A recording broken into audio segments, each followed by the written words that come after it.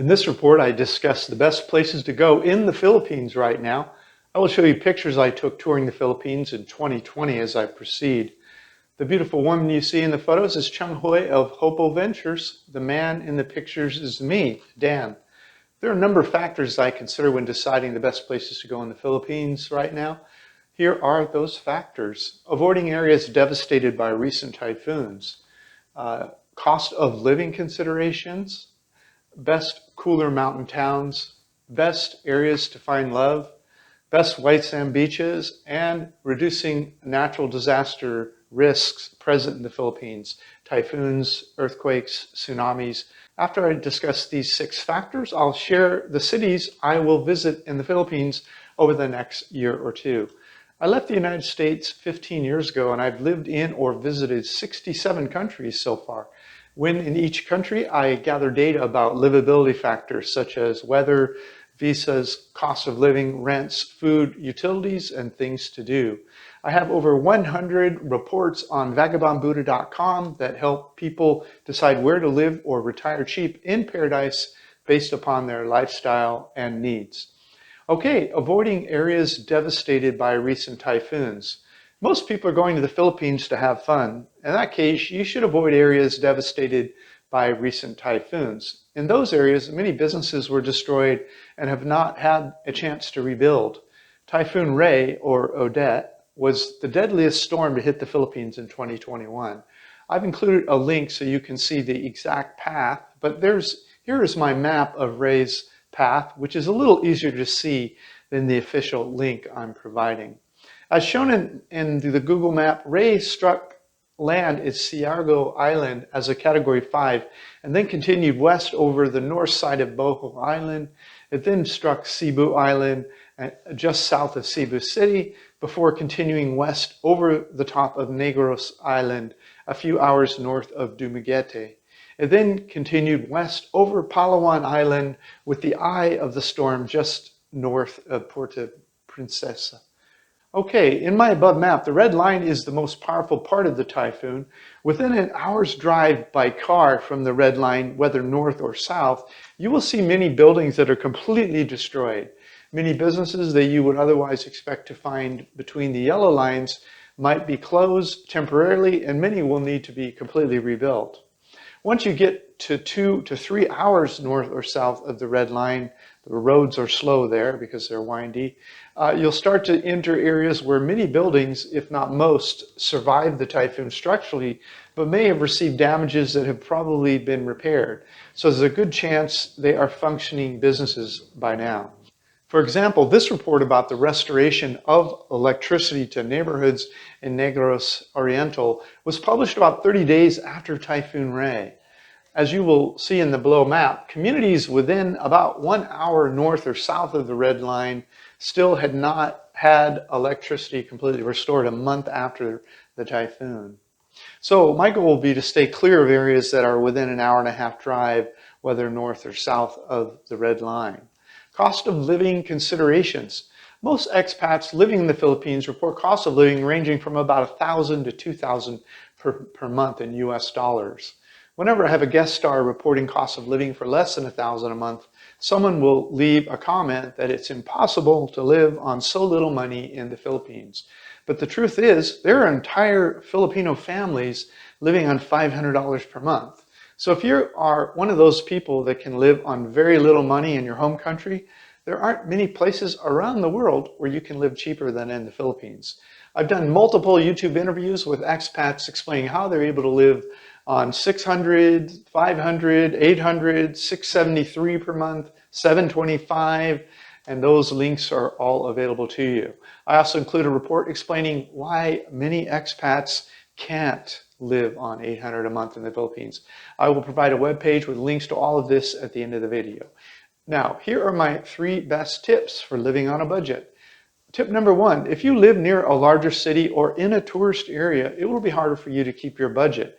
But if you decide to live a little further out in the country, it'll be easier for you to keep your lower budget. Tip number 2, if you try to recreate your old life in the Philippines, you'll have a hard time living on a tight budget. But if you're willing to learn from locals how they live instead of teaching them how you lived in your home country, it'll be much easier for you to live on a budget. And number 3, learn how to buy locally sourced goods, services, and foods rather than look for the brands you loved when you lived in your home country. Making friends with locals will help you assimilate more quickly into the cost-effective life in the Philippines. Make sure to read my report, How to Avoid the Top 10 Mistakes New Expats Make when Moving Overseas.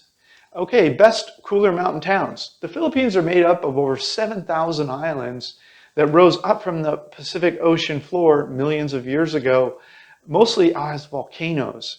Of course, most volcanoes don't stop at sea level, rather they rise up into the sky as lava flows down their sides. Said another way, the Philippines are thousands of volcanoes that rose up from the sea floor. So if you like cooler weather, you need to live in a city that is on the side of one of these volcanoes. But the key is to pick a city that's on the side of a volcano that is no longer active. So here are some of the towns, big and small, in the Philippines that are at various elevation above sea level, and their average high and low temperatures year-round are more comfortable for cooler weather fans. The first one is Baguio. Baguio is the most famous cooler mountain hill station in the Philippines. It's about 1,500 meters above sea level, 1 mile high, with January as the coldest month, ranging from an average of 13 Celsius at night, which is to 23 Celsius in the days. That is 55 Fahrenheit at night or 73 Fahrenheit during the day. The warmest month is August at 16 Celsius average at night to 22 Celsius during the day. So nights range from 61 Fahrenheit to 72 Fahrenheit. It is a university town with about 350,000 people living there. It's very green, beautiful, and hilly with pine trees. The rainy season is May through September. Baguio is near a fault line, and the last major earthquake hit was a 7.7 about 30 years ago. Sources for that.